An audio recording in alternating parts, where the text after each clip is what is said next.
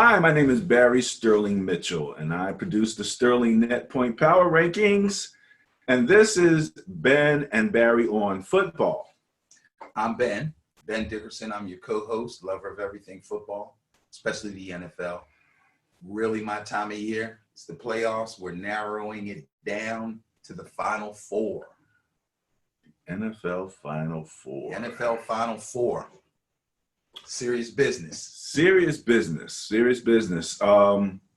Absolutely. And the playoffs have been surprising and exciting all at the same time with some historic happenings, comebacks of a lifetime and things of that nature.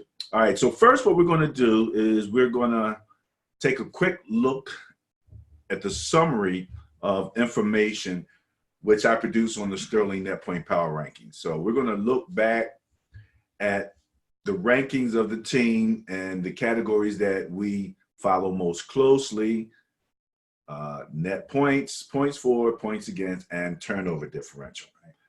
And we have a new and first time ever Bias Plus Buster of the Week who repeated. No, we haven't had one to repeat all season. That's what I'm talking about. Okay, all right, cool. So hang in there. After that, we're going to do, we'll look at last week's games compared to the Bias Plus report, which I produce as part of the Sterling Net Point Power Rankings. The Bias Plus report takes the two teams relative to their statistics in those categories that we talked about, especially net points, and we match those up, and we'll talk a little bit more about that later. And then we'll do some commentary. Our hashtag on Facebook is Football is Life. It's very much a people business. There's a lot of people stuff going on. Some Hall of Fame stuff, people crying. Yeah, we got Hall of Fame coming up. Stuff like that, man. National championship. Now we're looking at draft. Now people are declaring for the NFL as we speak. So a lot of things popping off. Let's start off, as we said, the Bias Plus Buster of the Week. So I've already actually kind of given it away to you, Ben. You kind of know who this is. But let's talk about this, man. Tennessee Titans were definitely not favored, right? Went into Baltimore. Right, but what was the Bias Plus? The Bias Plus against them was 11.4. That's not huge. It was the biggest one of the week. Well, remember, these are averages now, so yeah. So that means that they it's almost two touchdowns. It's almost two touchdowns that the Ravens, were favored by. On a net basis. I got you. So that's pretty good. Yeah. And they beat them by 16. Now, to be quite honest, they could have beat them by 1 because there was no other bias even close to 11 last week. Okay. So to beat them by 16, giving up a Bias Plus score of 27.4, the only team this season to win in consecutive weeks. So people are talking about this team like a train that's rolling down the track. Absolutely. Absolutely. And if I only had the cojones to pick them last week, because I wanted to, I really did. If they were playing anybody else besides the Ravens, I'm sure I would have. But I was weak. I was faint of heart. And I said, if I go against the Ravens and they blow these boys out, people are going to think I need mental help. So I went with it. I tell you what, I tried to win 3 games last week, and I went 2-2 again. So it's not total failure, but that Tennessee pick would have been big for me if I had made it. But it's no good if you don't have the heart to play. Then well, again, that would have been one of those, I'm not sure how you would say, anti-plays where you're going against the grain? Because the grain was the Ravens, let's face it. The grain was the Ravens. Right. And Or it's better say the chalk. That would be the chalk. That's the this is what you do. This is the favorite. This is what everybody else thinks. And but I tell you what, the more I think about it, the more I should have gone against it and taken the Titans, but we'll talk about that later. Okay. All right. Yeah, we'll go back and talk about that game. All right. So let's look at the some of the rankings that we've put in place relative to those areas that we find most valuable. So here we go with turnover differential. Look who's number one. The Jekyll and Hyde Packers. Look who's number. I'm even surprised that look who's number two, right? Excuse me, my beloved Niners all the way at the bottom of the pack, but we've had some bad turnover days. Yeah, you guys have suffered. You guys take the ball away just like anybody else, but you've had a couple of games where you gave it away too, so that's what's bringing your number down. Tannehill's having a real good season. He's not giving the ball away, so that helps the Titans. Same thing with Mahomes, very careful with the ball. And, of course, the old veteran Aaron Rodgers. So you can't look at these and say, oh, that defense is and that defense is, because part of the equation is not turning the ball over yourself. Giveaways versus takeaways. Yeah. So being careful with the ball on offense helps you. Man, let me tell you. And we played a team, my beloved Niners. Excuse me. There you go. My beloved Niners are going to play that team. And, so it is what it is. We have to get ready for that. All right. Next up, we're going to be looking at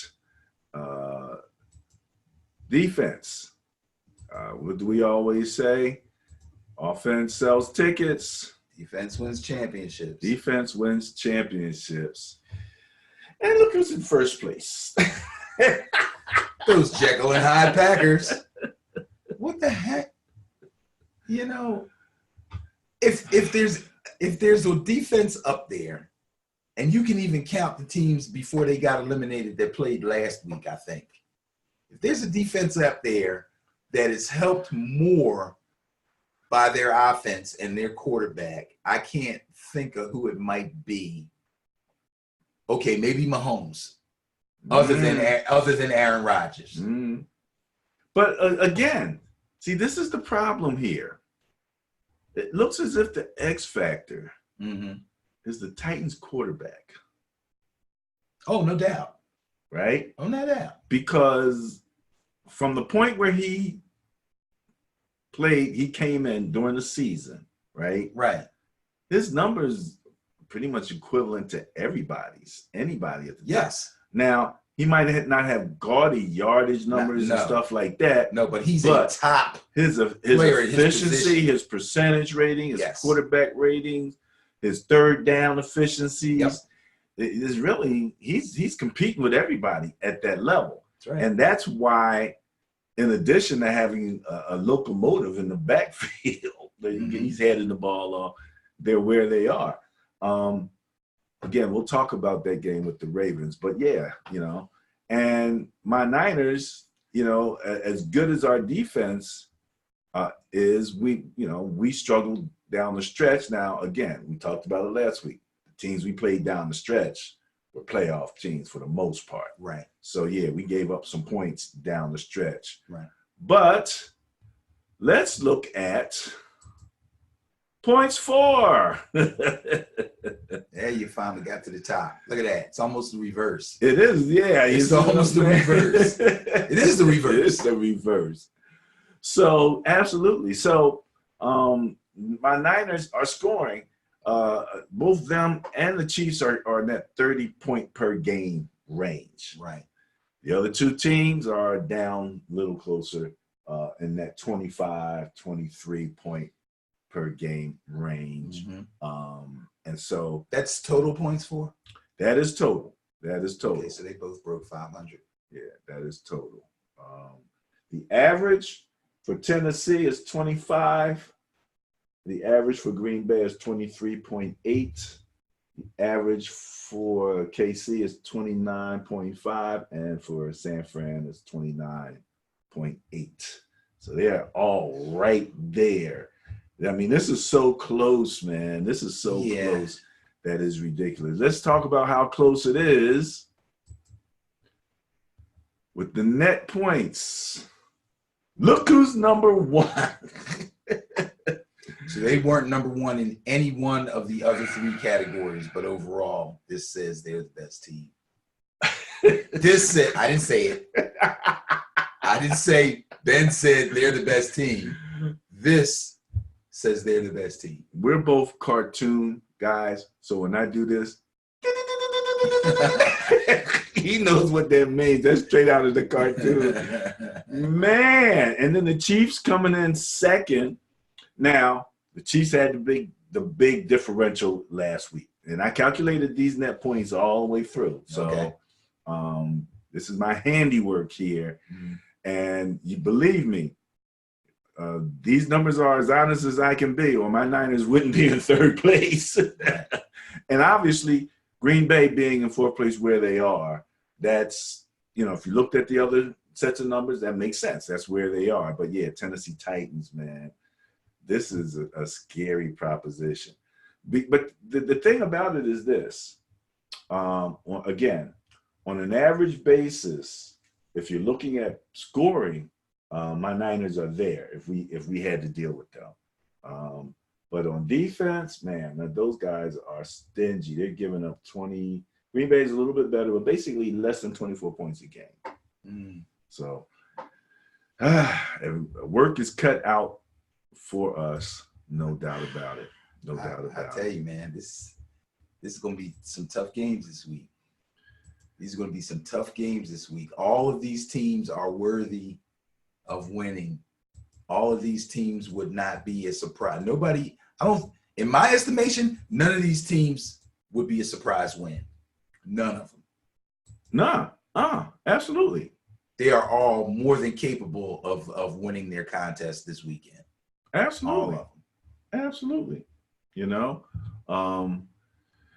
And so, as a matter of fact, so absolutely that let's get ready to move on to the next segment. Okay. Where we'll actually take a look back at last week's games, the Bias Plus reports on those games. We'll start Minnesota at the San Francisco 49ers. The Bias Plus score 4.0 favored my beloved San Francisco 49ers. Did you go with that bias last week? Yes.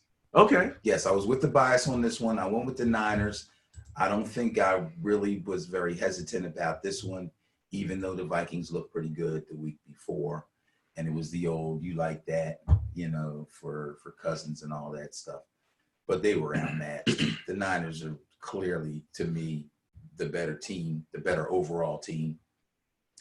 The challenge for the Niners would be to slow down the running game and make Cousins prove he can win through the air, which he hasn't proved. He's proven that he's better through the air. He's proven that him and Thielen and Diggs can move the ball through the air and that they can score, but not that they're a big-time passing team that can just blow you away with it. And the other challenge for the Niners was not only stopping the Vikings running game, but establishing their own. Both things they've done to other teams already more than once. So I was confident that they would be able to do that. Boy, did they do it. First of all, they sacked Cousins 6 times. They intercepted him once.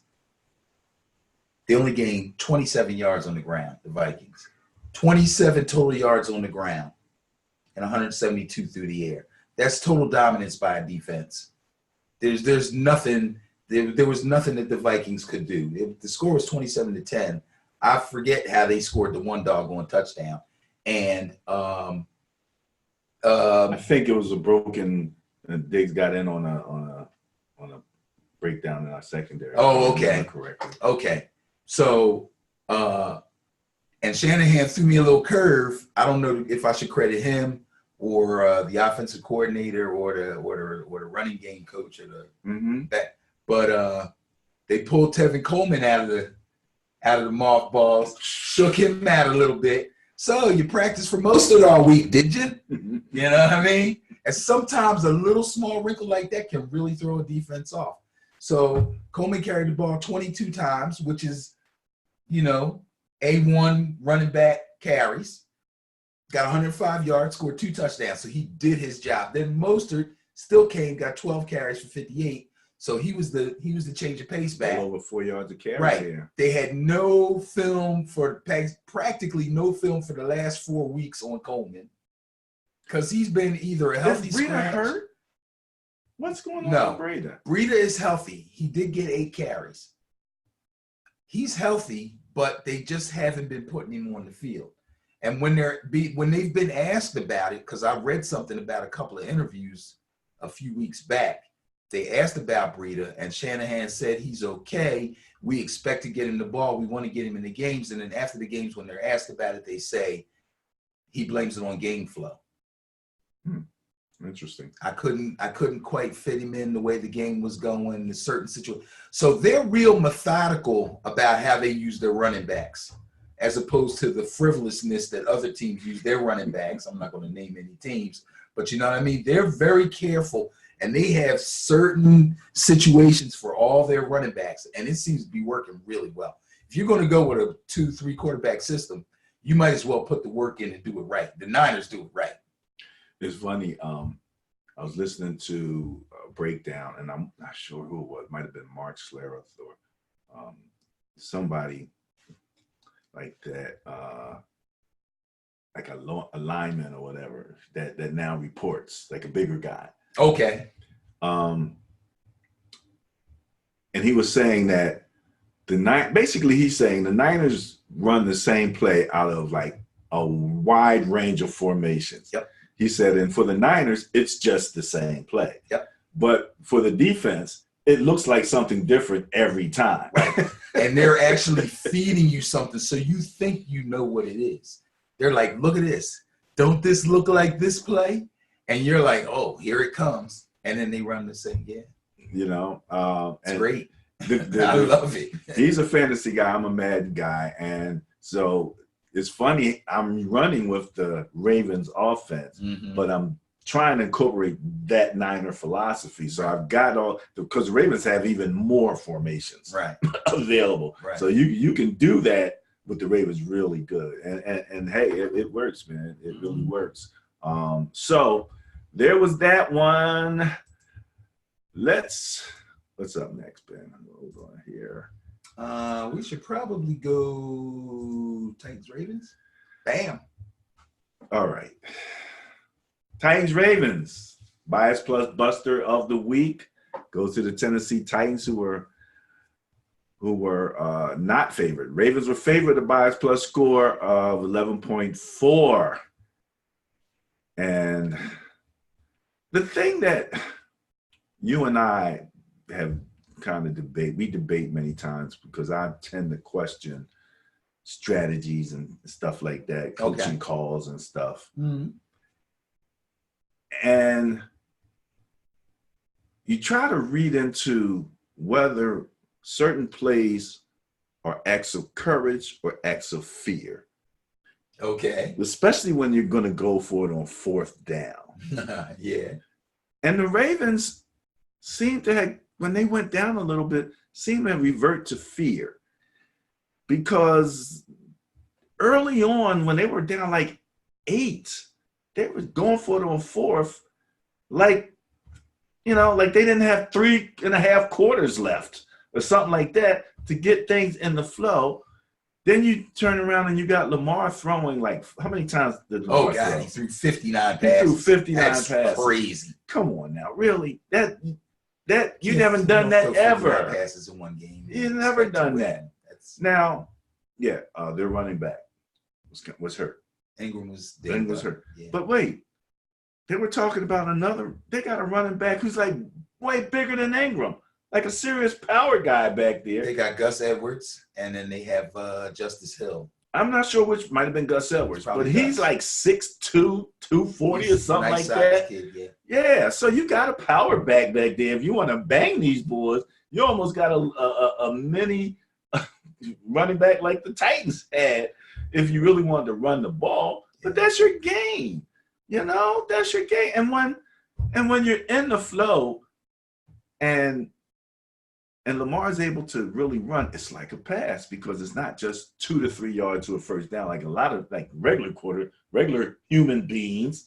He takes off and it's like a pass. It's 15 yards easy. So it just seemed really strange when they were making some of these decisions. I see you got something. Yeah, what I do is I think back to games that I remember where it may have been 4th down and they were thinking about trotting a field goal unit out there or possibly punting. And Lamar either came to the sideline and talked them out of it, or he actually waved them off from the field like, nah, we going. And Harbaugh deferred to him.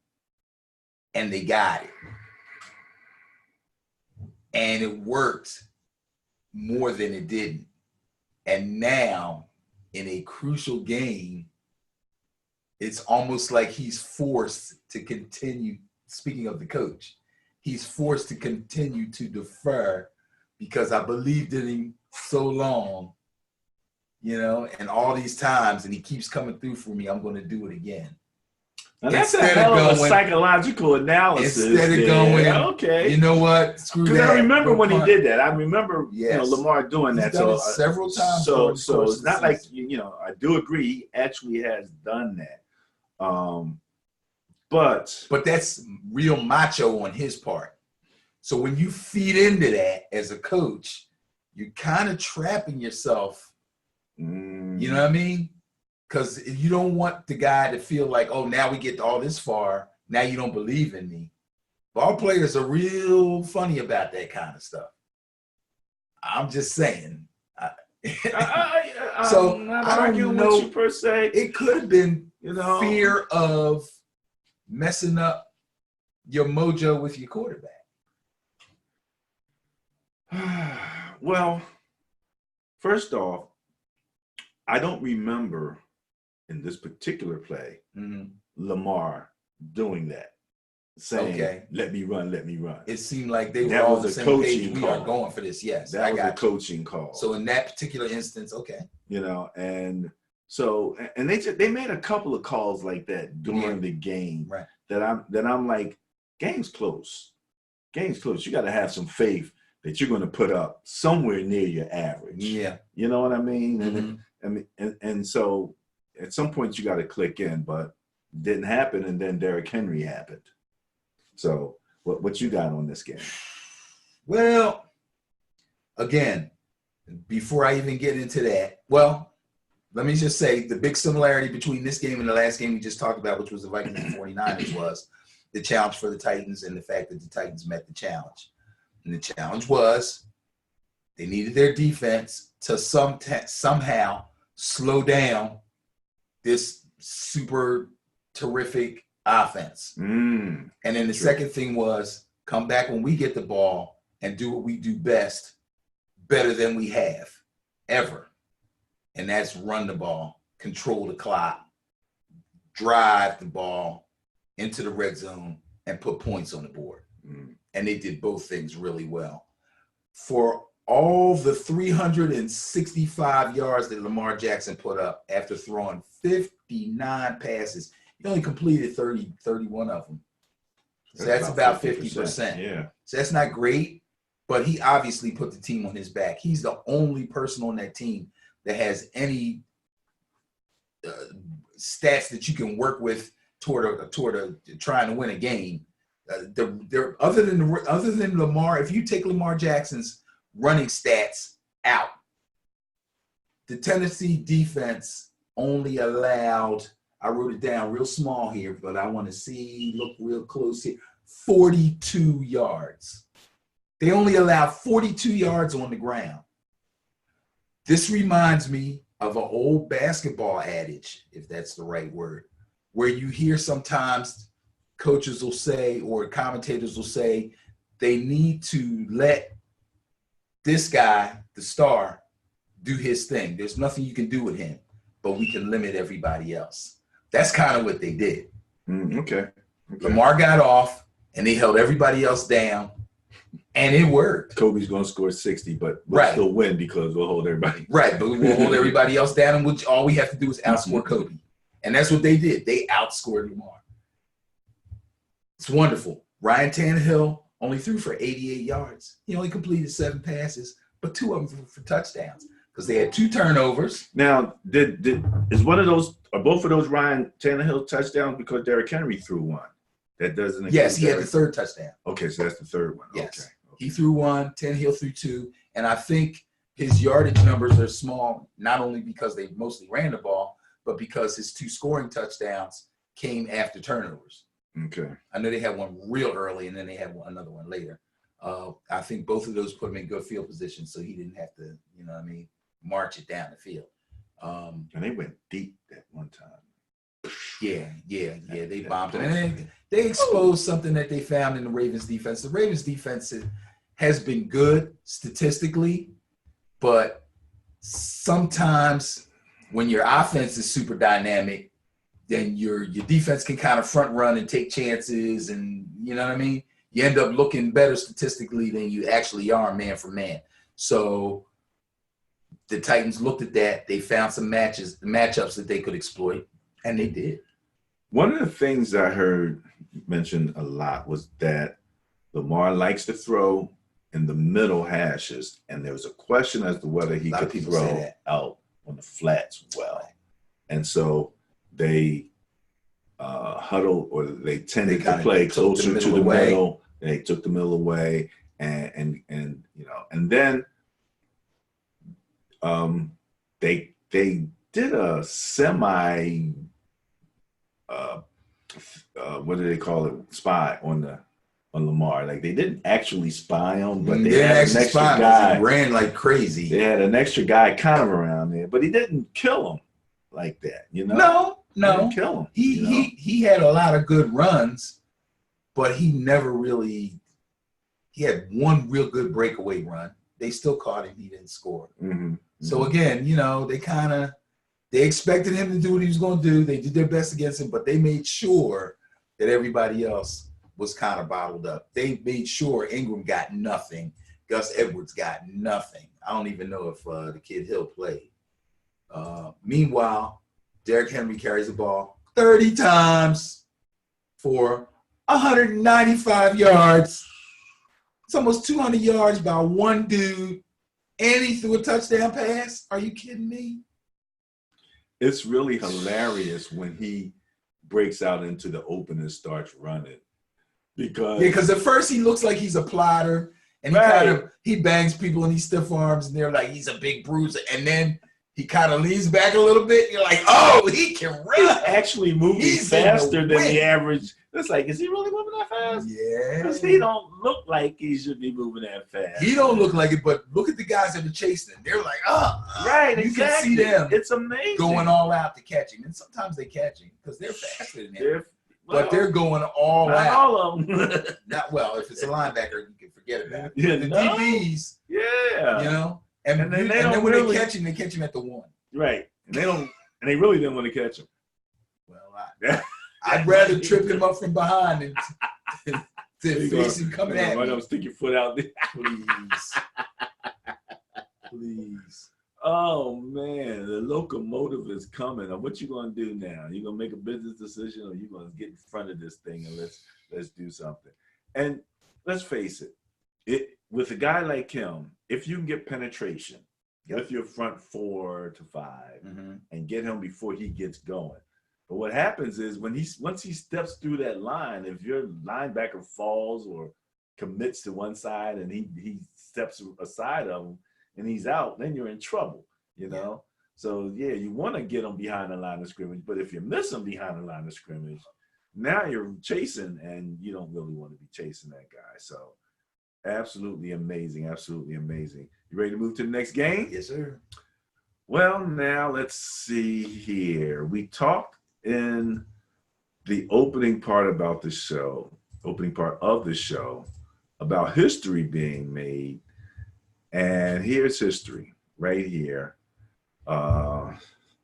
Houston Texans at the Kansas City Chiefs.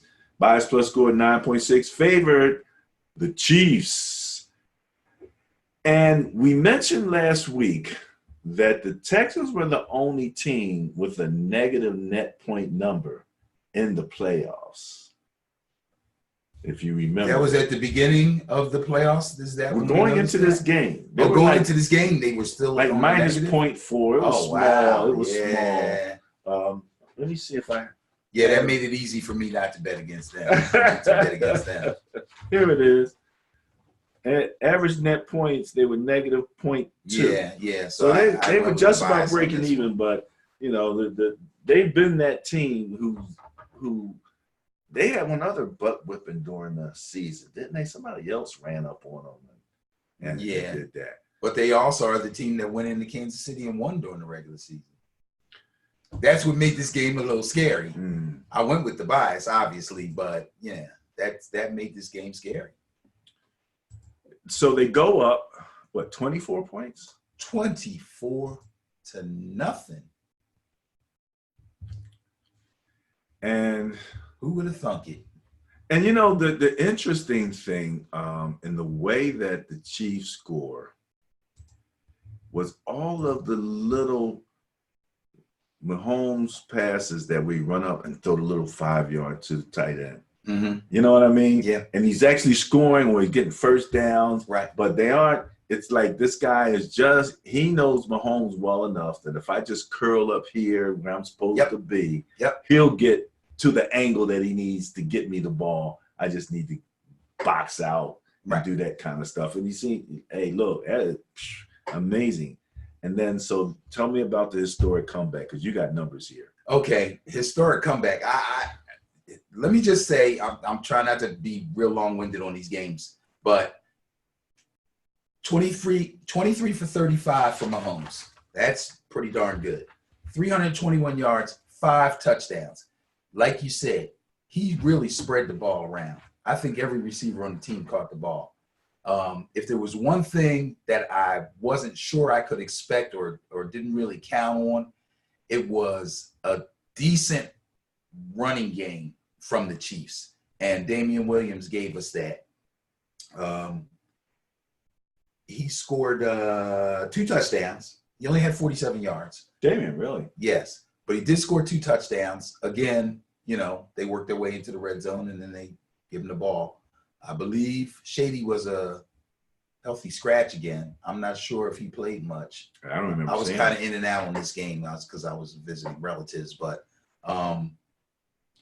that little plus from Damian Williams, who has really missed a lot of games with injury this year, was I think was a big deal for them because it helped them keep some drives going, even when the Texans defense tried to buckle down, you know what I mean, and keep them under control so they could try to come back. So just look at it this way. Texans go up 24-0 in the very beginning of the game, and they finish with 31 points. That tells you that they just – one more touchdown. Yeah, the Chiefs just let it rain on them boys. And once the scoring barrage started, then your defense is playing completely different now. You know what I mean? They're playing freer. They're taking more chances because they know even if you are able to drive down and score on them, your offense is going to come right back down and run back down their throats. So that's what happened in a nutshell. The tale of two teams in terms of being able to come back. We talked about the Ravens being down, and I think they panicked a little bit and went completely out of character in their game. And the question going into the game was, what happens if the Ravens go down? Are they a team that can come back? Are they built for comebacks as well? And they're such a ball control team that you can come back. And I believe they had what it took to come back if they had played their game. Now, I think their tight end, Ravens tight end, got hurt or something like that. One of the top. Their top guy came into the game with an ankle, and then he dropped a pass or 2. They had 6 clear drop passes, which didn't help. That didn't I do help kind of remember thinking you guys aren't helping him at all. Yeah. But the Chiefs on the other end of the spectrum are perfectly suited for a comeback. Oh, absolutely. Absolutely. You know? They can almost turn it on when they feel like it. But You know? that's Patrick Mahomes, and that's that receiving core of a bunch of really not star guys besides Tyreek Hill. I mean, you could say Sammy Watkins, but he hasn't had a stellar year. You know, but you got Hardman. The challenge with that is that they have so many that there's no need, or even it's hard to say that anybody statistically is going to be a star, right? Because you got like 6, 7 people, yeah, and he uses them all, So as the team wise, it's awesome because if you look at his total yardage, right? Okay, if you look at how many passing yards did he have? 321. So 321. So if he got 6 people that he's passing to, what's that, like, 20 yards a person or something like that? No, it's more than that. More than that. Yeah. So, but it's spread. It's a lower average. Everybody, if it was even across the board, everybody had a good day. Had a good day, but not a great day. Right. Not a great day. So that's what they are. They got him, and he's great, and Kelsey, and then everybody else is a problem. He's a problem. He's a problem. That's a good point. I like the way you put it. Yeah. They're all problems in and of themselves. Yep. So yeah, that's so. We're going to talk about the game as it's coming up in the NFC Championship, but we got at least one more to talk about here that happened on division weekend. The Seattle Seahawks went into Lambeau to deal with a Packer team that had a bias plus score of 3.1 in their favor. Small bias plus home field advantage, which we don't add into this. Russell played in Wisconsin, so the cold, the weather wasn't really an issue. But the arm talent, the two arm talents were very much on display. Yeah. And, in that duel, Aaron Rodgers, and it was almost like, remember last week when the wild card weekend when the Seahawks played the Eagles? Yes. And in order to close the game, they threw that pass to DK Metcalf, got a first down. And then that was it. And that was it. Yeah. And then they turned around, and that's what Rodgers did to them. Yeah. With your boy Devontae. Yeah. That game hurt because I really was liking the Seahawks. And I did pick them to win against the bias. And it was tough because it just seemed like all the success that the Seahawks had, it was such a struggle. It was such a struggle. And I think that the difference, I think both defenses played pretty well considering the quarterback competition that they were going up against, obviously. Okay, 2 great quarterbacks in our league, 2 stars. But the Packers defense was able to sack Russell 5 times. So they were really busy. They were really getting after him, man. He had to run the ball a lot, sometimes because he wanted to, sometimes because he had to. He ended up getting 64 yards on the ground. Not all of it designed plays. He did a lot of sliding. You know what I mean? His uniform got good and dirty. He saved himself from some big hits.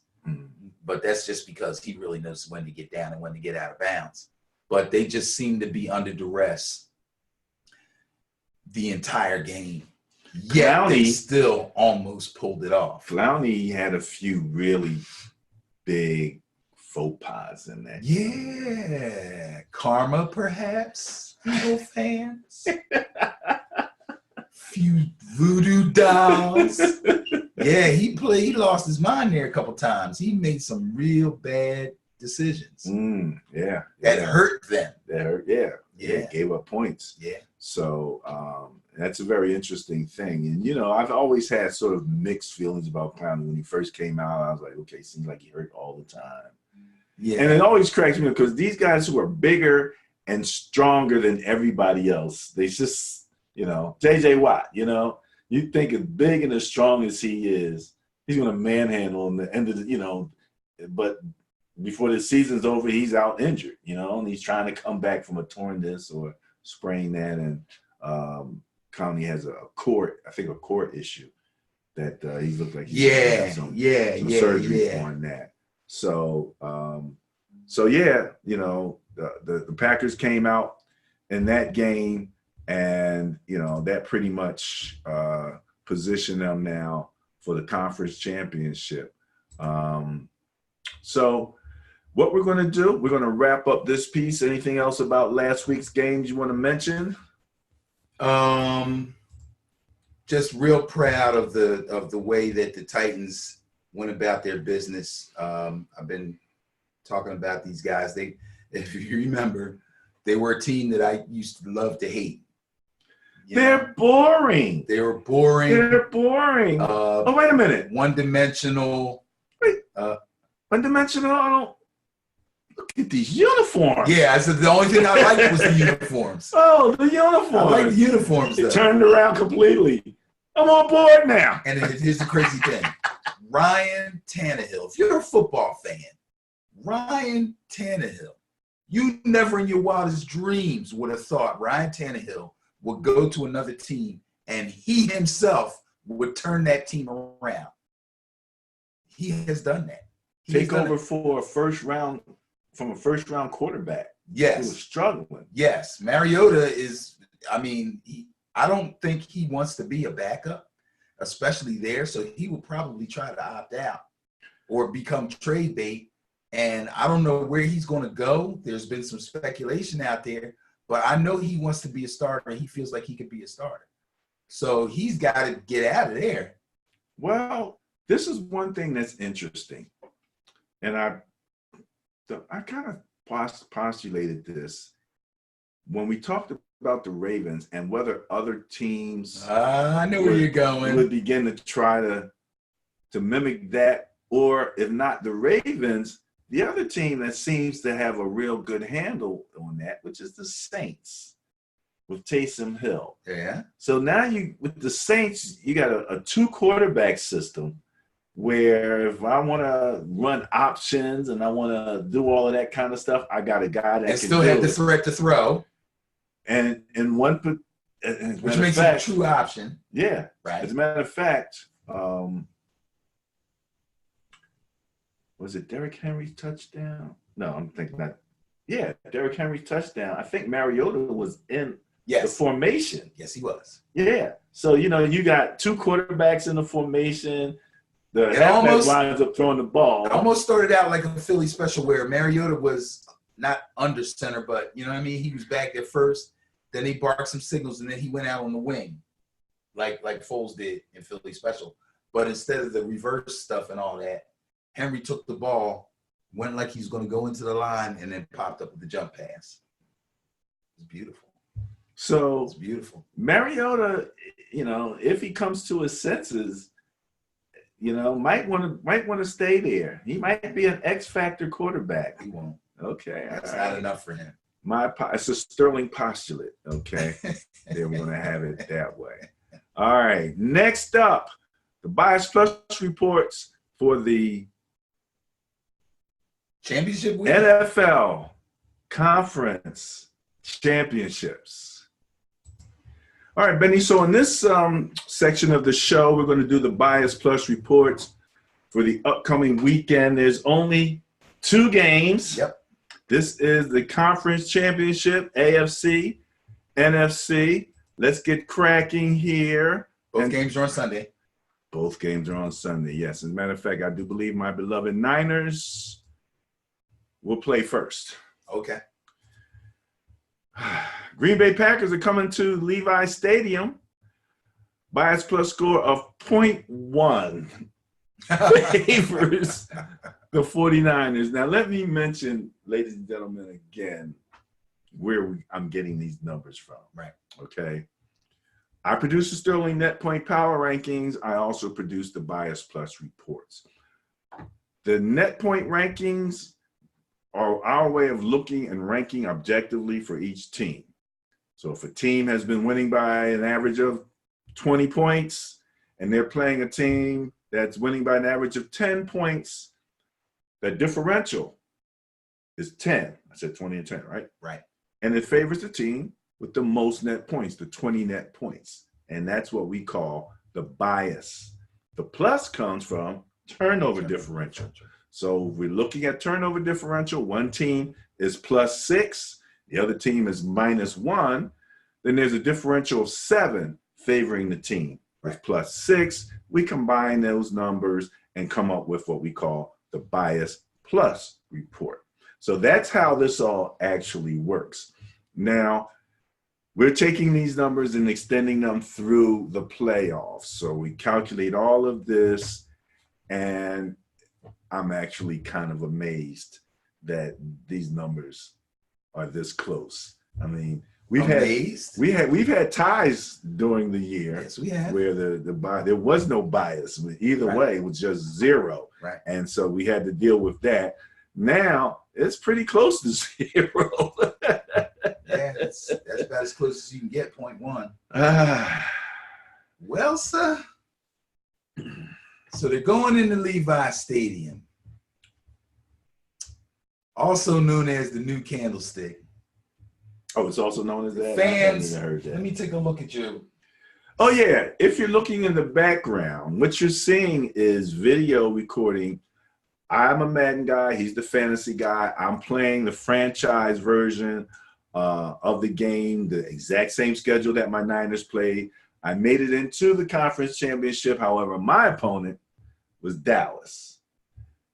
The real opponent is Green Bay. So that's what you're seeing in the background. You're seeing the video recording of the game that I played. Right. So, and yeah, you might not be able to see it as it's behind us, but I did take a quick look while it was still moving. And I looked in the end zone, and it said 49ers. oh, it said that? Yeah, it's 49ers in the end zone. They're the home team, right? Uh-huh. Okay. But I understand that they are going to paint the end zones red, which hasn't been done since the glory days. Really? Yes, Niner fans are losing their minds in San Francisco. They are so happy. Whoa. They're going to paint the entire end zone red and then put in the gold print over top of the red. And they haven't done that in a long time. So it's bringing back, memories from the 49ers heyday, and the fans are extremely happy about that.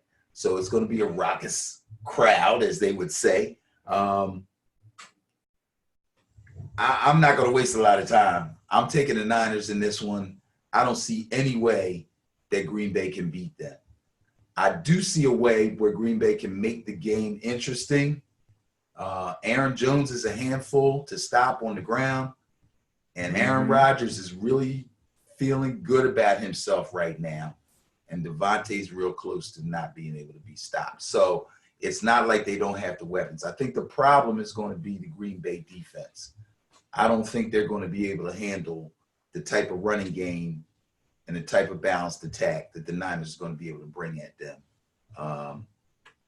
With the three-headed monster running the ball and Garoppolo basically being a game manager, and then getting the ball to real tough run after catch guys like Kittle and Deebo Samuel, I think it's going to be a little bit much for the Green Bay defense. So I'm going to go with the bias, small as it is, and I'm going to go with the San Francisco 49ers to win the game and go to the Super Bowl.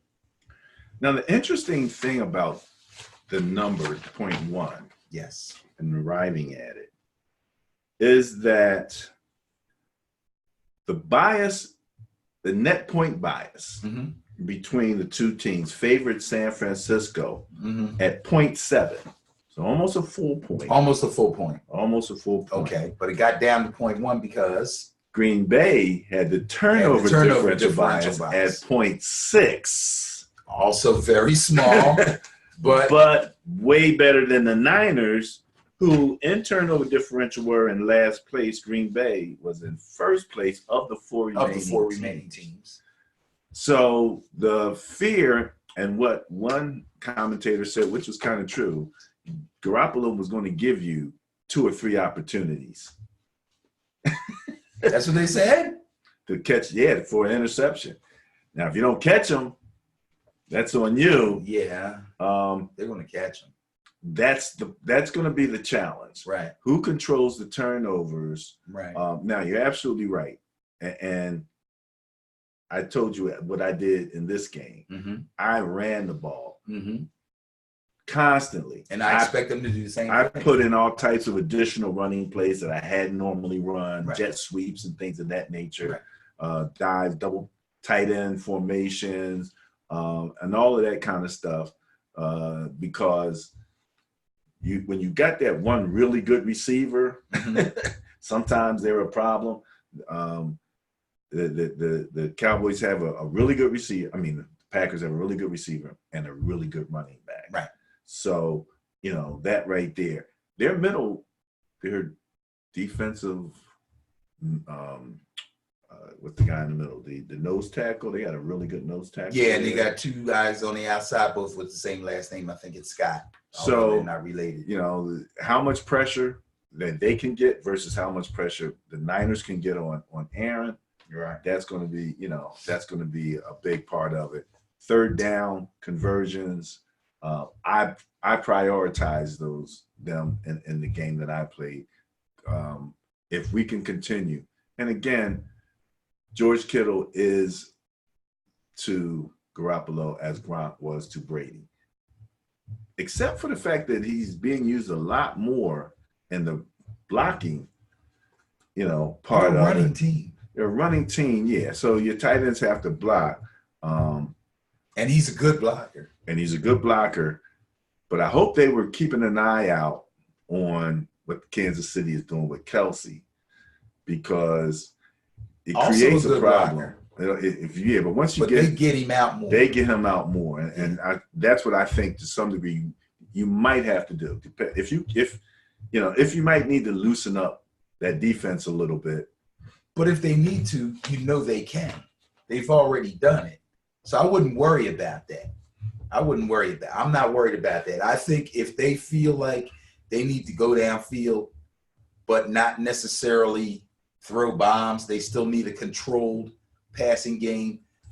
Kittle's their number one guy. Him and Debo that's their guys. Emmanuel Sanders is your big play dude, But Debo, because he can run after the catch, he'll catch a slant and he'll take it an additional 10 or 15 yards. He'll stiff arm somebody, he'll shake somebody off. And Kittle, rumbling, bumbling, stumbling. So, or he'll go up the seam and you get a linebacker on and he'll bust you for a big one. So they know they have that. They've shown that they're willing to use that, but they want to bash your head in with the running game. That's what they really want to do. Which I love. And if they're successful, it's quite okay with me. And I think Green Bay knows that in order for them to stay in the game, they're going to have to run Aaron Jones effectively and mix in the pass with Rodgers. And that's going to be the test for them, is if they can get an efficient balance using their running game, then this might be a slow, I don't want to say a slow game. This may be a bit of a methodical game, but could turn into a high-scoring game. You know what I mean? Like, they drive down, they score. They come back, long drive, they score. They come back, long drive, kick a field goal. They come back, long drive, score. The turnovers will be the difference. There you go. That's it. I'm done. So you're back. The turnover. No, we just went all full circle. The team that gets that pick or gets that fumble or gets that strip sack is the one that's going to have the advantage. If you go back to, and I'm talking to the people out there in viewer land, the beginning of this particular show where we go over the rankings. Yeah. The interesting thing is that in terms of scoring, of the four remaining teams, the Niners are number one, averaging 29.8 points per game.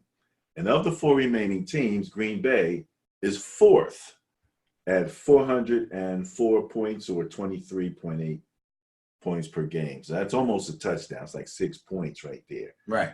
But then when you go over to the defense, in terms of points allowed, Green Bay is number one at 399, and the Niners are fourth. It completely flips at 499. So we go from so first 399 to 499.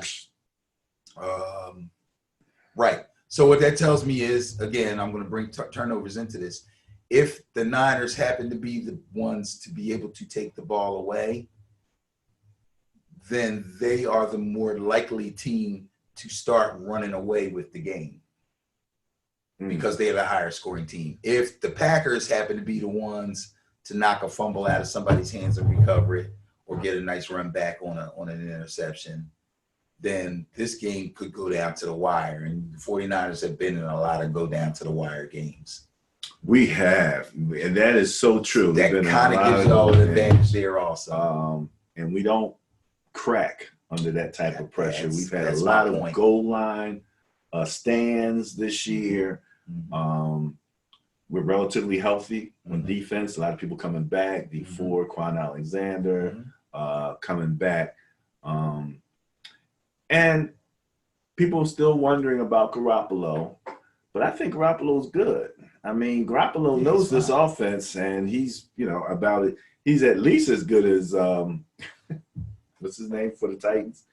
Who, Tannehill? Tannehill. Well, statistically, Tannehill's probably better. You might be right about that. But Garoppolo is a game manager, and although people don't like that term, I say it in a good way. Like he's not going to make too many big mistakes. Too many. I'm not going to say he can't throw a pick, and I'm not going to say if they can get to him, he won't drop the ball. I'm not going to say that because that can happen to anybody. But he runs this offense well. He does. He runs this offense well. He has a complete grasp of the offense and what Shanahan likes and the way he likes it, play calling and all that. The other thing as you bring that on in terms of grasping offense is that it looks as if the controversy early in the season for the Packers as to whether or not Aaron Rodgers could audible out of plays and all of that kind of stuff. And apparently that one play to Devontae Adams, which closed the game for them.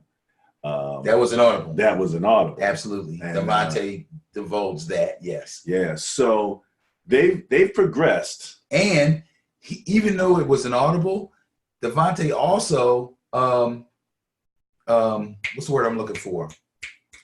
Not particularly changed his route, but he kind of doctored his route according to what he knows, Aaron knows that he does when he runs this route and gets covered a certain way. Oh, really? Adjusted. That's what I was saying. He adjusted his route. So he's like, I was supposed to do this, but the audible called for me to do this. But the guy was playing me this way, so in order to get to where I had to go, I had to do this. And that sounds like lots of freedom. For two really good players on a really good offense, that coach would be crazy not to trust those guys. Yeah, absolutely, absolutely. So, fantastic. I mean, I got my fingers crossed. Should be a great game. And, oh, yeah, this was a question. Uncle Jimmy. On this show? On the Stupid Show. The Stupid Show. No, I should say the Stupid Show. What's the show called again? Whitlock. Whitlock and Wiley. Whitlock and Wiley. Speak for yourself. Speak for yourself. Exactly. Shout out to Speak for Yourself. We do watch. I watch. Uncle Jimmy is funny. What did he say? But he pointed out he was off on this thing about the what's the underground people, the Illuminati. Illuminati. And he's saying the Illuminati is Allstate because they got both Aaron and Mahomes. And for the 100th year, that would be a replay of Super Bowl I. An Allstate commercial? No, with the Kansas City, Green Bay. Green Bay. The fix is in. Forget everything we said. Forget everything we said. The fix is in. Ay, ay, ay. Oh, why did you tell me that? Dang. Man, look, let me tell you. But remember my philosophy I ain't buying it. that I learned through Madden. And ladies and gentlemen, boys and girls, a sterling philosophy for you. You got to be good enough. Look at that man running down the field there. You got to be good enough to beat the cheat. Yeah. You got to be good enough to beat the cheat. You got to beat the cheat because the cheat definitely exists. That's the Patriots. So, long story short, I just found that to be almost scary in terms of, just, man, It's funny. I haven't seen that on Facebook yet. I should just throw that out there and cause a riot. People on Facebook love that kind of stuff. Oh, man. Dude, somebody put on there Derrick Henry or Mark Ingram, who's the better Alabama running back. You should have seen some of the ants. I'm like, what? And you can have your opinion. If you like Ingram better, so be it. But when you start stating what you consider facts about why you're picking the guy you're picking, don't lie, don't make stuff up, don't guess. If you ain't sure, just say I like him, and Right. just leave it like that. Because that's the prey I'm looking for. Come on, man.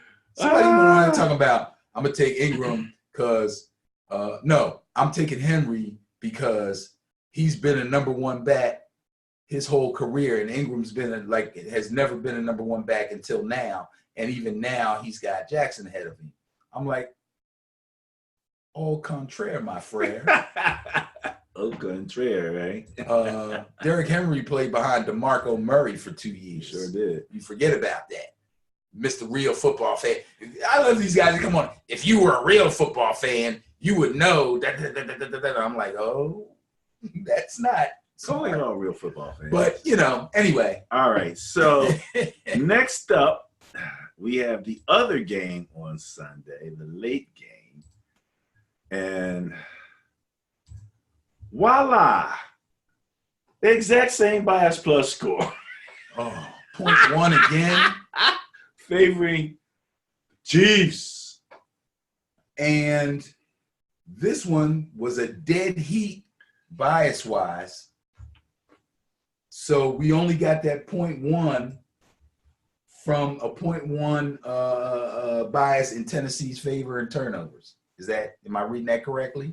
Pretty much. Pretty much. So this game, they're calling this game even, Kansas City Chiefs fans.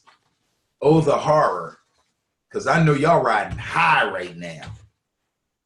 Y'all riding real high right now. They're saying that the Tennessee Titans are coming in to your town, even Steven with y'all. It's anybody's ball game. That's I don't know. Go ahead. No, go ahead. You want me to say? Yeah. Okay, because all I was going to do is just bring the curtain down. I was foolish not to take Tennessee last week. Truly foolish. But I'm going to take them this week. And if in fact I am the jinx that some people think I am, I don't know. But I'm going to take Kansas City Chiefs. What do we always say? The team that makes it to the Super Bowl, and usually the team that wins the Super Bowl, has a combination of two things. A really good running game and really good defense. Or a great running game and a good defense, or a great defense and a good running game. There has to be some combination of those. The Tennessee Titans have that. They have that. The other three defenses, I'm sorry. The 49ers also have that. Those are my two picks to go to the Super Bowl. Based on that, which has been good for us, Super Bowl after Super Bowl, year after year after year since we've been playing and following football. Defense and run game. And that's what I see.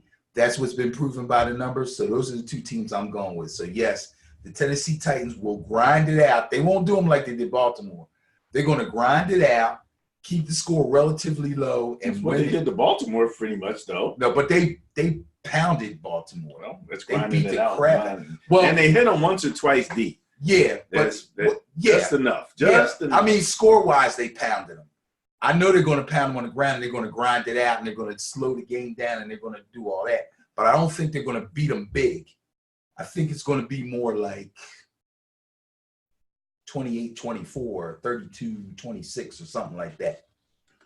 Well, So that's, they're going to have the Kansas City averaged 29.5 points per game.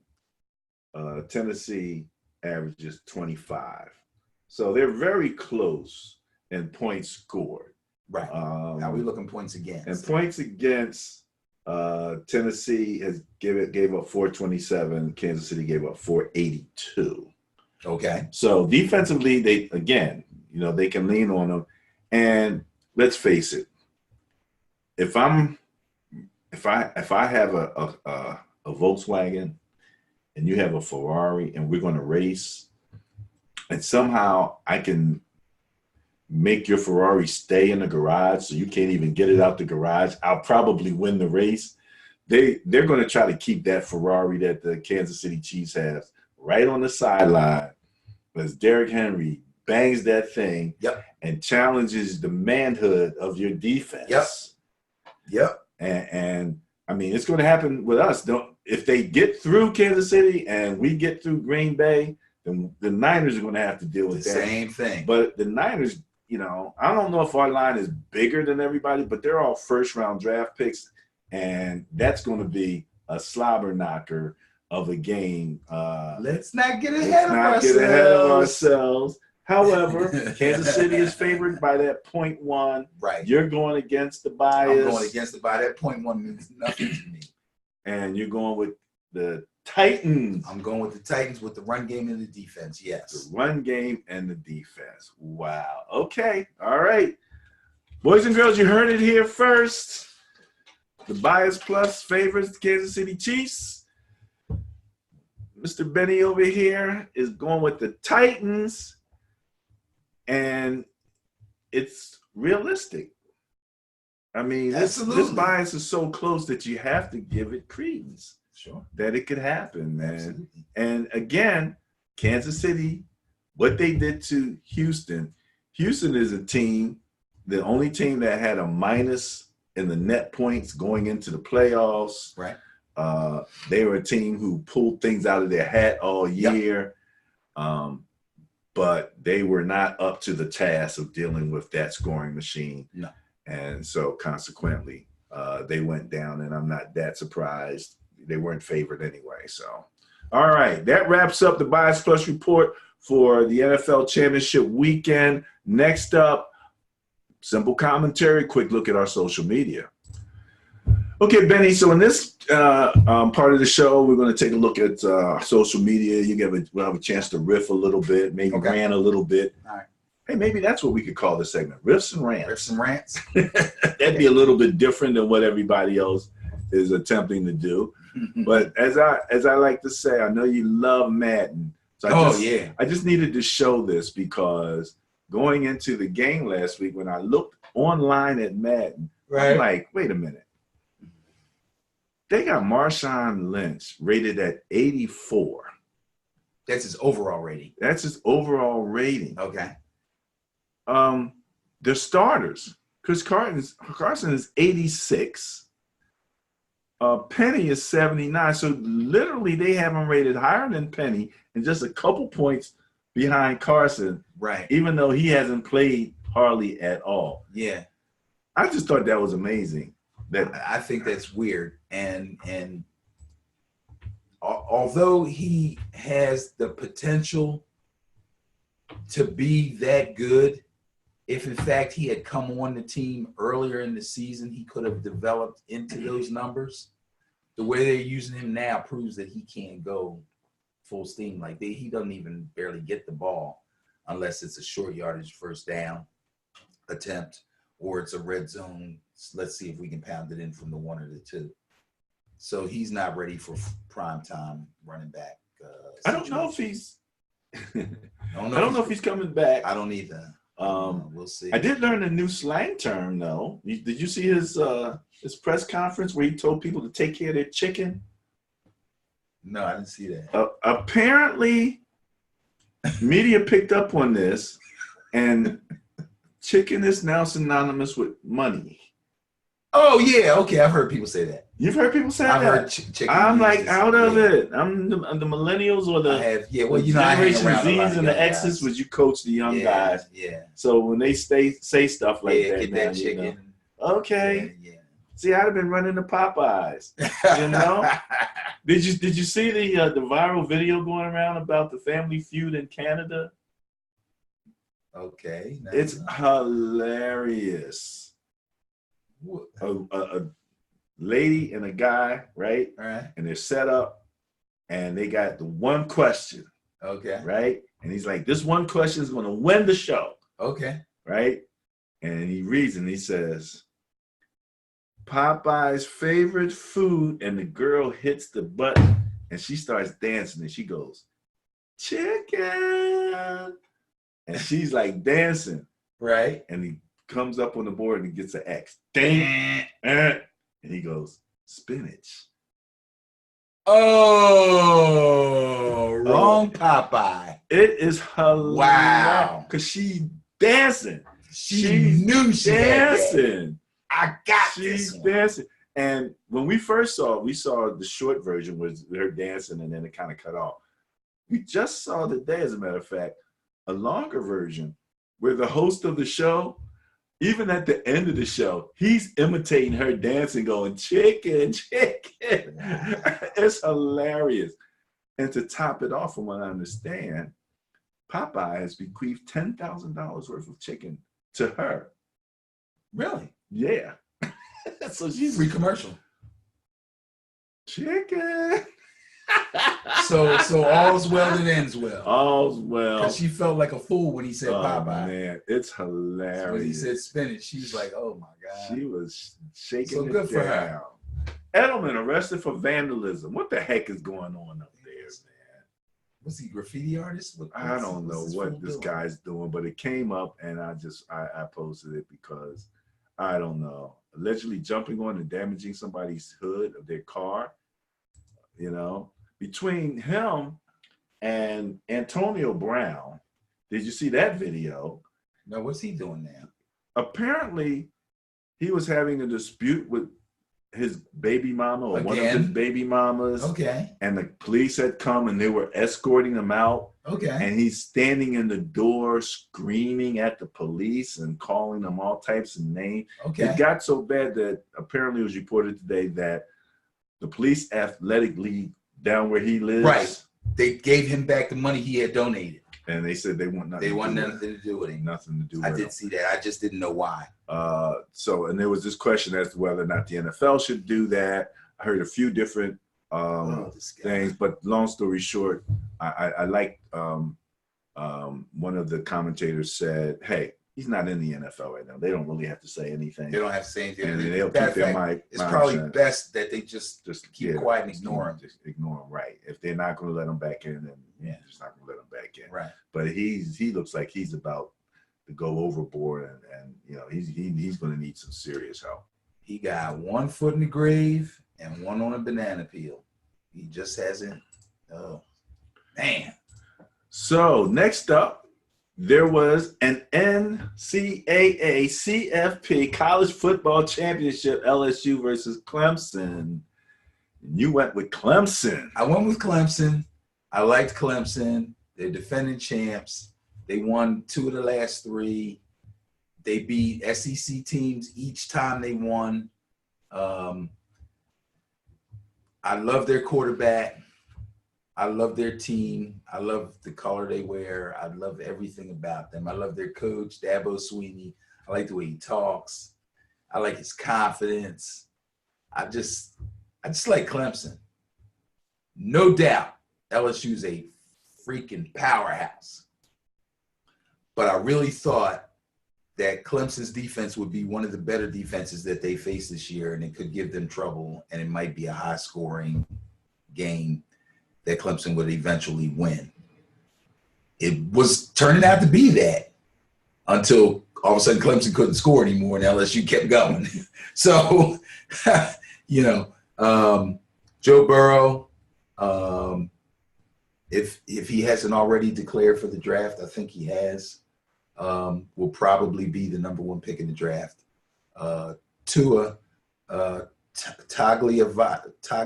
I'm not going to try to say his last name. Too late. But Tua, I did. Yeah, Tua will probably still get picked in the first round, but it'll be later. And he's going to have to either get to the combine or have an impressive pro day. And the kid from Clemson, I don't think he's going to come out. He might, but I think he's going to stay for one more year and try to win another national think so. championship. He could, because he's. I haven't heard nothing about him coming out at all. Yeah, I think he's just like that seems to be the assumption. A redshirt sophomore, or is it junior or something? So anyway, it was a great game for a while. Those LSU wide receivers, they'll be going early. Teams that need wide receivers, Eagle fans, it's going to be a bunch of them. Yeah. A bunch of really good wide receivers ready for NFL primetime wide receivers. Okay. You can have your pick.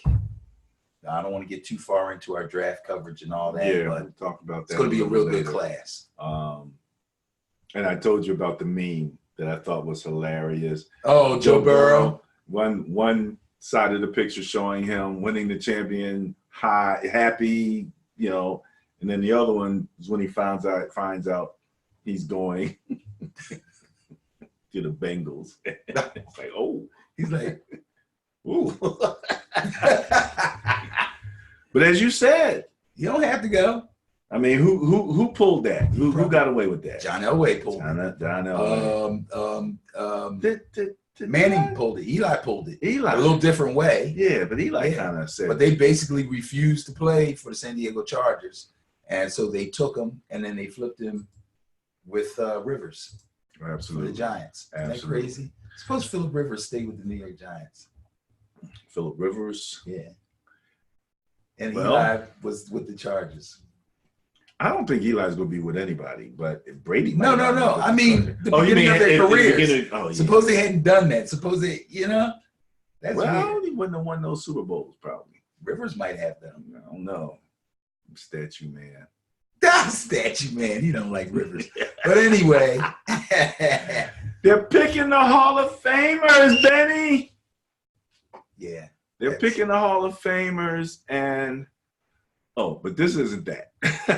What's this? I was going to say that looks like Randy Moss and the Marshall. The greatest players in college football, because people kind of forget. This is the 100th year anniversary of the NFL. It's the 150th. Plus 150, right, for college. For college, that's correct. So it's amazing.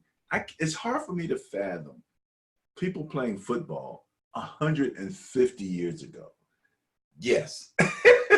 Very hard. It's just hard to the grainy film that they show from barely 100 years ago or whenever film was invented looks weird. If you think about it, okay, all right, this is 2020, right? 2020. 100 years ago would have been 1920. Right? 50 years before that would have been like 1870 something, somewhere in that area. Right. Slavery wasn't outlawed until like 1856 or something. So you were barely out of slavery, right? When playing football. When they started playing football, right. There were, I guess, Reconstruction or during that time period, and trying to get a black player. And as a black was trying to get into the league, that soon after slavery, it's just so let me see that again. So what exactly is this? Is this something? Are they advertising the programs that they're showing? Because I've seen a couple of them celebrating the 150 years. Yeah, they've been talking about that, but this is actually a list of what they call they got a list. Because you know how now they did a list of the top 150 college players. Right. I got to see that. Yeah. Check your own Facebook page out. It's right there. I got to see that. Yeah, I'm gonna look at that because I'm sure there'll be some discrepancies. He's gonna go to Ben and Barry in football and check it out. Because I already saw a picture of Doug Flutie. They're going to tell you that Doug Flutie was a great college quarterback.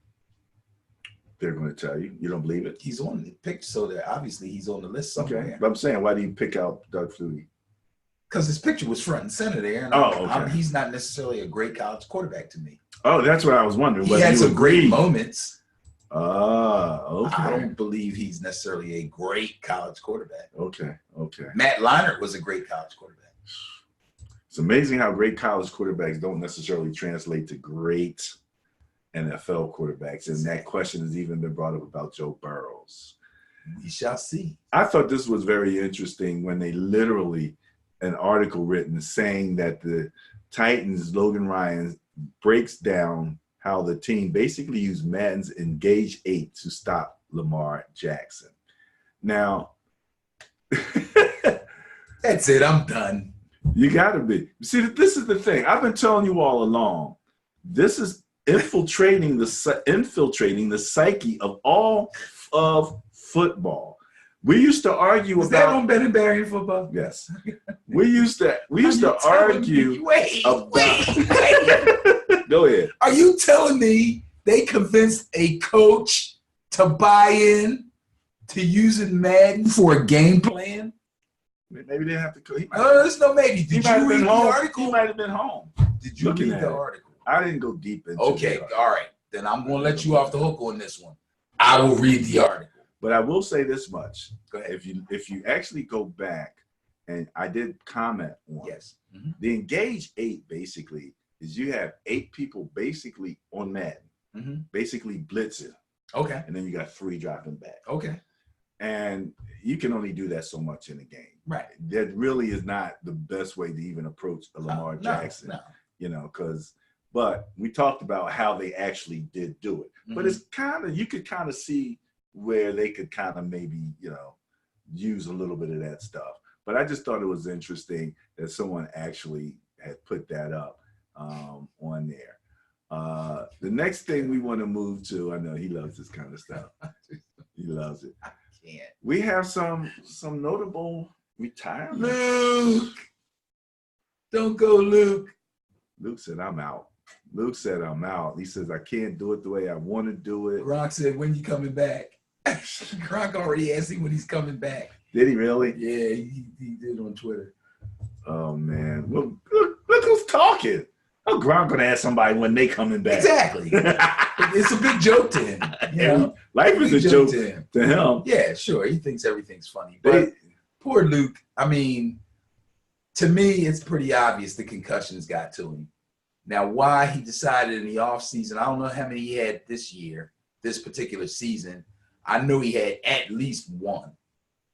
It caused him to miss games. So, and I know he's had multiple. Yeah. I don't think in his little speech he said, I'm quitting because I had too many concussions. No, he didn't. But what he said was basically, I can't play at the level that I think I should be playing at. So I'm not just. And he's only 28 years old. So. So that's what that tells me. The first thing that hit me also was concussions. Yes. Because maybe that's why you can't play at the level, because you can't take those hits. You can't put, Right. You can't be Mr. After Crash, you have that many, right? You can't be Mr. Crashly. You want to, and then you're like, yeah, it's. I don't want to have my brain scramble. It's a tough sport or something like that. It's a tough sport to play. That's why they make the money that they make. I understand he's going to walk. He's got about 40 million. That's cool. Somewhere in that area. You can pretty much live off of that. I think so. Antonio Gates, Mr. Basketball, is turning in his cleats and hanging it up. He actually did retire last year, and they talked him into coming back when Hunter Henry went down. Yeah, I kind of remember that. Yes, so he got a few more catches to add to his final stat line. But he'll probably be out now, and I'd say he'll probably make the Hall of Fame. I think he's the number 3 all-time tight end stat-wise, I believe. He's somewhere up there. As far as catches and touchdowns and yardage and all that stuff. So I'm pretty sure. They asked him, what did he think about Tom Brady possibly coming to the Chargers? And he said, I think that would be great. I would be a fan. But that's my team and Phillip is my guy. So, all his stats are with Phillip Rivers. I don't blame him for saying that. Harold Carmichael. Yeah, I saw that today. Did this just come out today? Yeah. Okay. Going into the Hall of Fame. Cool.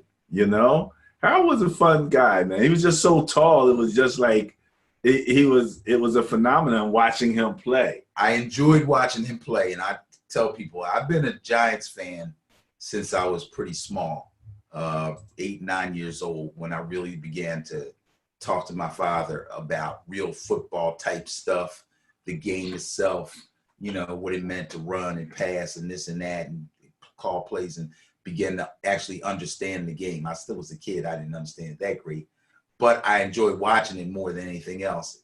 I still like to watch Harold Carmichael play as I was growing up, even though I was a Giants fan. He was fun to watch. He made some great catches.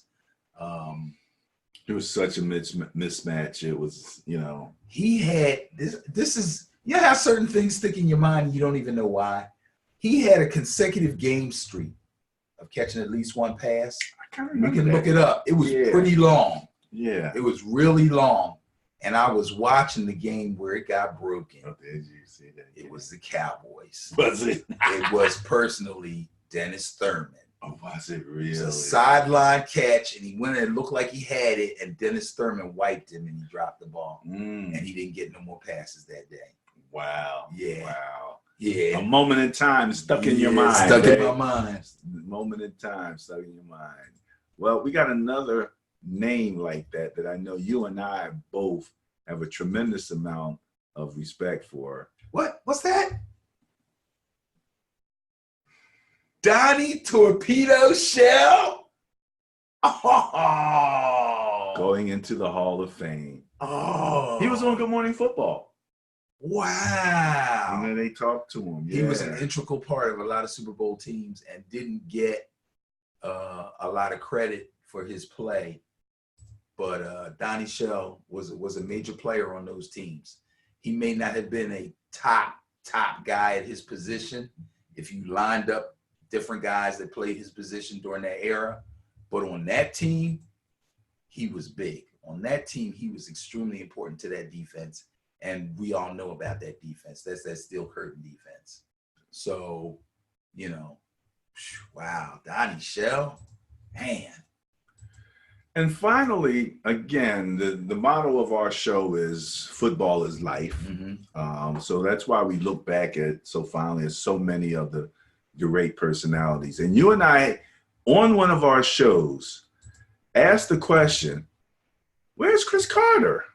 Mm-hmm.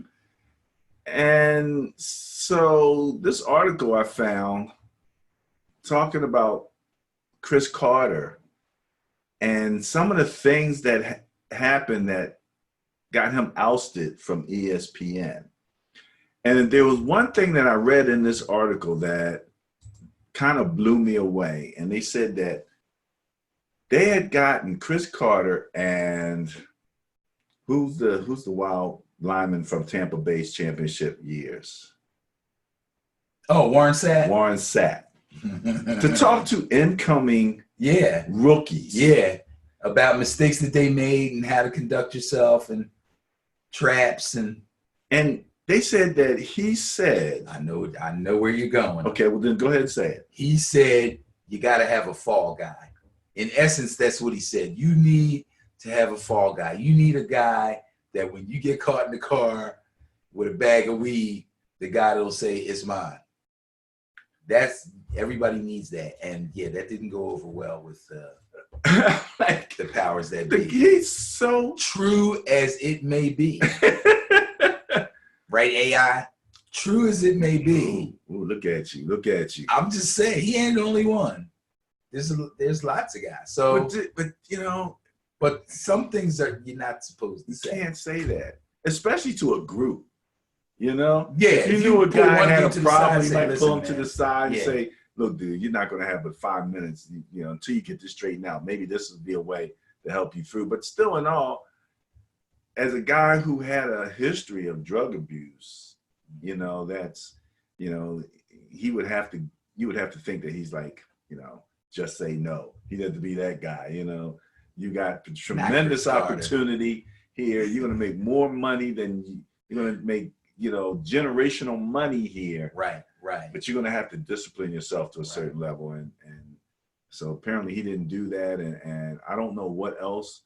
I think he really does try to tell guys that, but his bottom line is, after all this stuff I told you, if you just can't do it and you just gotta, then in that case you need a fall guy. And he sometimes giving it out like that to young guys is not a good thing, especially when they look up to you, and then all of a sudden they're like, "Oh, really? I still have that option." Especially if you're representing the NFL at all. If you're on stage and you're representing the NFL. And from what I understand, there was some questions about his being able to host some other shows as opposed to some other people. And I don't know what he ultimately said. Yeah, he was trying to get the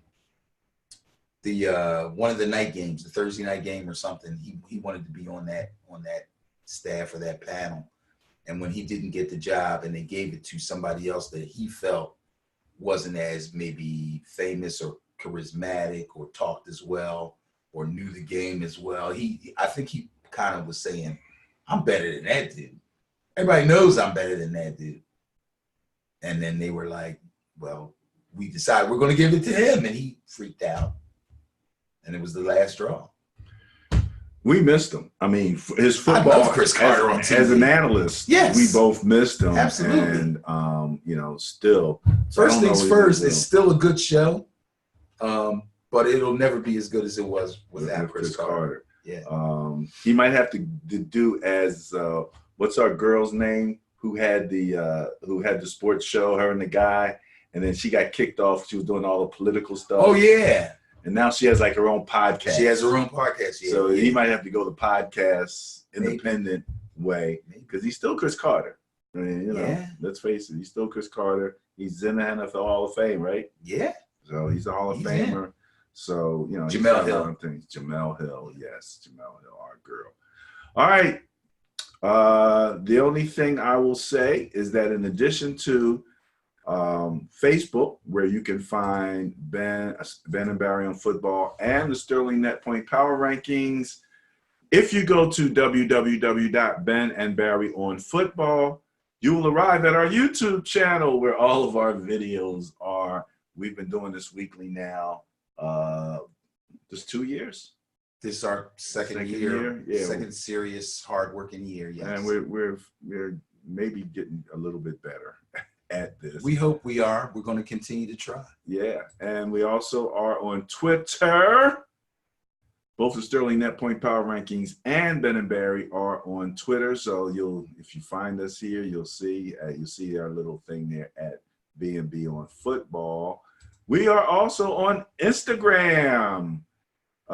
So we've got some things going on there. Hey, there you go with your hat. There's your hat there that you liked. So you can find us across social media.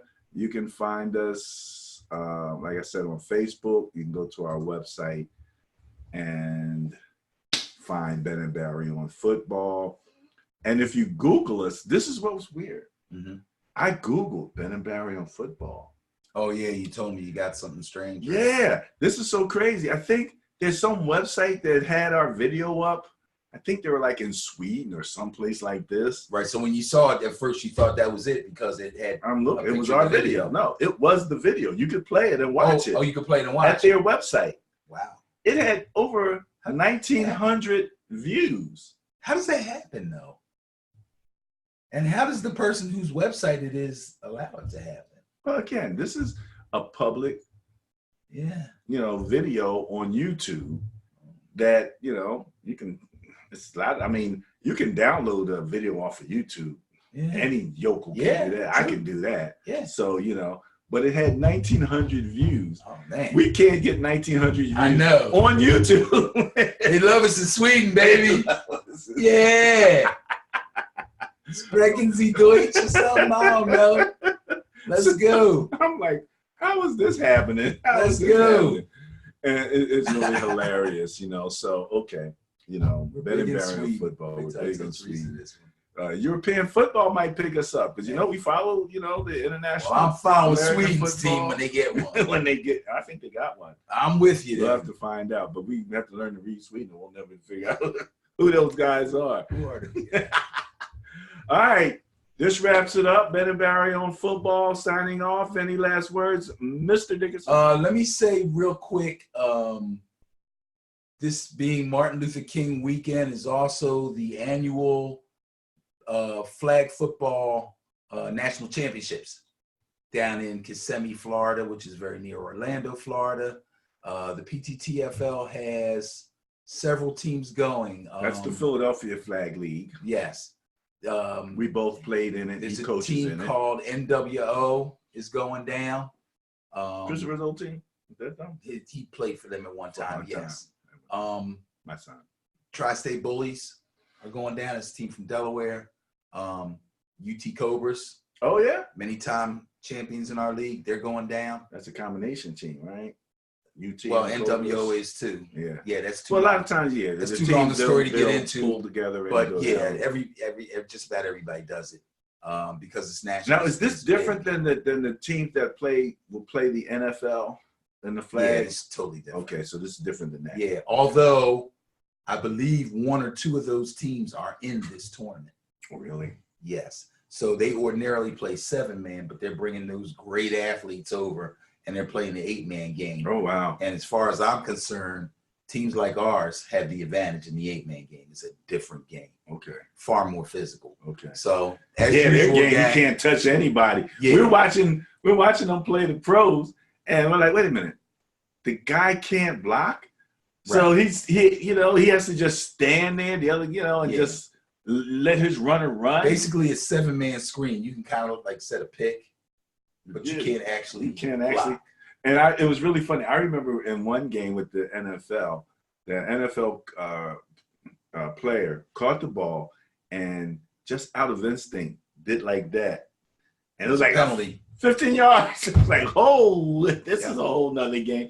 And I think that they struggle with that rule scenario, because But it's you so can't stiff physical arm in in the 8-man NFL. flag either. You can stiff arm in 9-man flag, Can you? but that's a whole nother animal. So if they're going to step up from 7-man to 8-man, they're going to have their hands full. Mm. And one more team is going, a team of legends.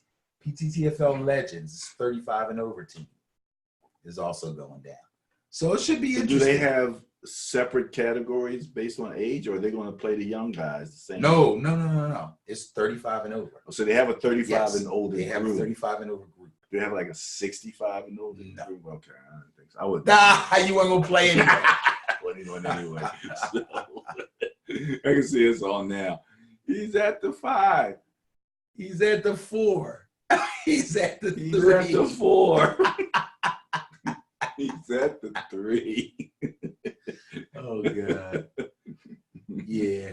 So shout out to those guys. Good luck to everybody.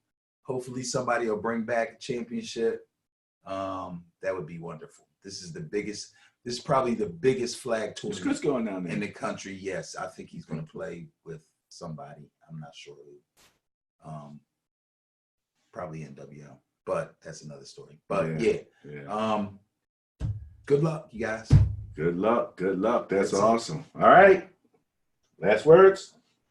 Yeah. Go Knowles.